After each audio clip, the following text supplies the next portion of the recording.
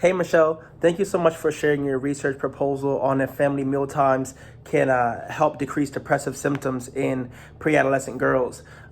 You shared that your research hypothesis was that the increase in family time will decrease depressive symptoms, and I wholeheartedly agree. I couldn't help but feel a correlation between your study and mine, where my study was, can grandparents mitigate the effects of not growing up with your biological parents? And so what I've come to learn is that the lack of parental involvement will cause children not only to suffer sometimes cognitive and developmental issues, but also there is an increased risk for things like this, for depression and anxiety.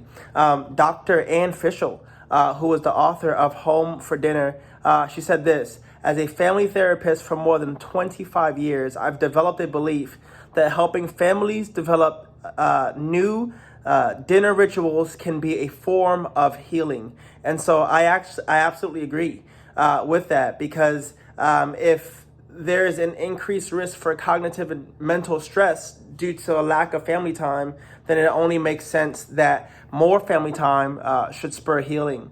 It brought to mind the scriptural passage in Ecclesiastes chapter 4, verses 9 and through 12, which state this: two are better than one, because they have a good reward for their labor.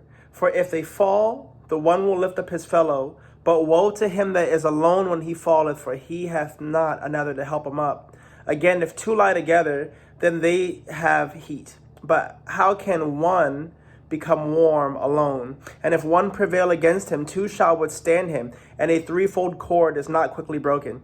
I believe your research proposal helps to solidify and support the biblical principle that we are better together. And so if pre-adolescent girls are struggling with depression and maybe not being able to have a good family time is a correlation between why that's happening, then an increased family time and spending more time together should definitely help. All right, so I think that was absolutely fantastic, very informative. I really appreciate it, and good luck to you and the rest of your program. Take care.